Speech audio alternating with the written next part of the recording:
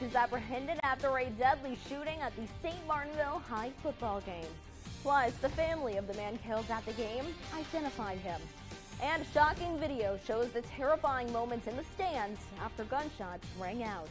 Live from Acadiana, your local news leader, this is KLFY News 10 at 6. Good evening, Acadiana. I'm Britt LaFasso. Thanks for joining us. We begin this evening with new information on the deadly shooting at the St. Martinville High School football game last night. Police have made an arrest. The suspect, 22-year-old Zakyra Gardner of St. Martinville, has been captured and charged with second-degree murder. Gardner was taken into custody in Texas late last night. After identifying him as the suspect, St. Martinville police sent the arrest warrant to agencies along the I-10 corridor. His vehicle was located and stopped in the Lone Star State. Gardner was a passenger. He was arrested and will be transported back to St. Martin Parish, where he'll be held in the jail on a $10 million bond.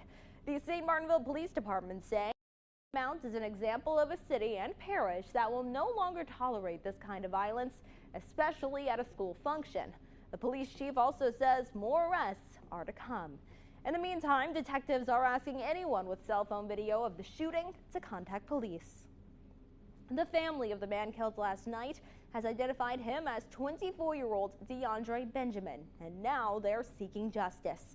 Benjamin's loved ones say they will always remember him for being a family man who loved to make others smile. Benjamin leaves behind a 2-year-old daughter.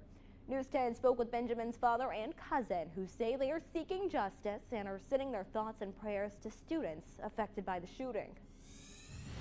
I lost my son. We're a lot out here losing kids to gun violence, and it just has to be stopped. I mean, whether it's family, friends or not, doesn't matter. I mean, something has to take action.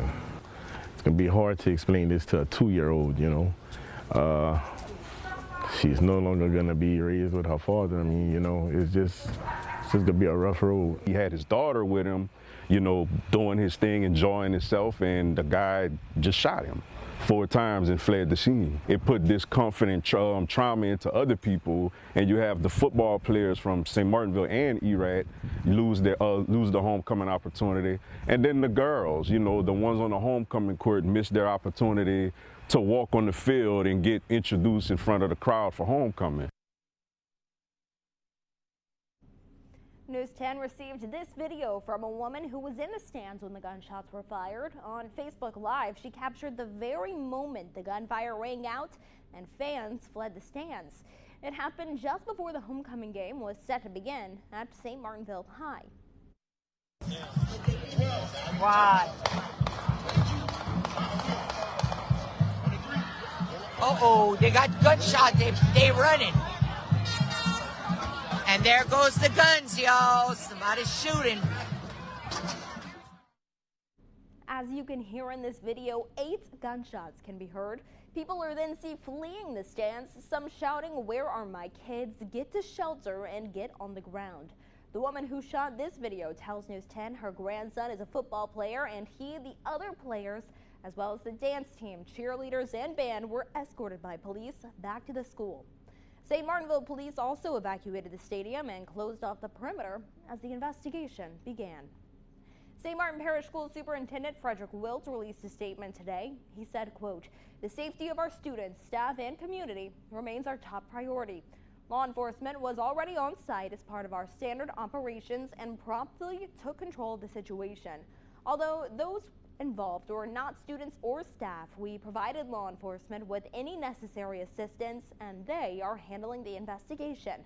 The superintendent adds, "At this time, we do not have reason to believe that any students or staff are at the risk of harm on any campus related to this isolated event." End quote. You can read the full statement on our website, klfy.com.